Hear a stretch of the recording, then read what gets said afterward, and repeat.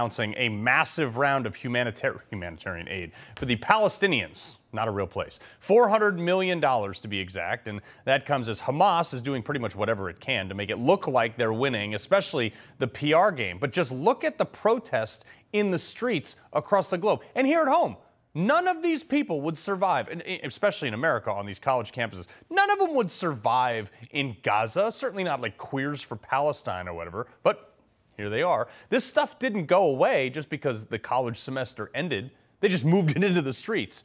Yesterday in New York City, protesters did this day of rage. How is that a terror group which killed thousands of people on October 7th is getting more sympathy than the people of Israel? Branding expert Michael Levine, sir, this is real weird to me. Well, sir, it is. It's deeply troubling, Carl, and you're exactly right. It's first of all, let's acknowledge it's organized. Yeah. This is not spontaneous. So anyone in America watching this show right now that just thinks that this is a spontaneous outpouring of political protest is delusional. These are deeply organized. But I think that parents of 18 to 22-year-olds who are sending their kids to college, particularly elite universities, have to be very, very, very concerned about what I think is rather clearly a climate of indoctrination, not education. Yeah, Michael, let me ask you about that, because, I mean, how the hell is a terrorist organization winning the PR battle against a bunch of American kids that have been spoon-fed everything on a silver platter for their entire lives here in America? Well, because they have been indoctrinated quite successfully by professors, by principals. And by the way, it did not begin in college. It began in elementary school, and then it went to high school, and then it went. And if you take an impressionable young person, male or female, and you marinate them in indoctrination for a decade or more, and you do it with the support of the media, you do it with the support of society,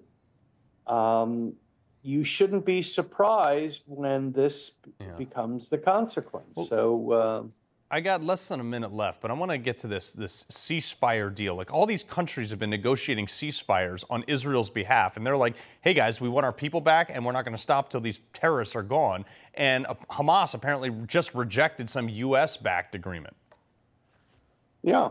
Listen, every country who did not suffer on October 7th, there are 200 countries, 200 plus countries in the UN, only one suffered October 7th, just one.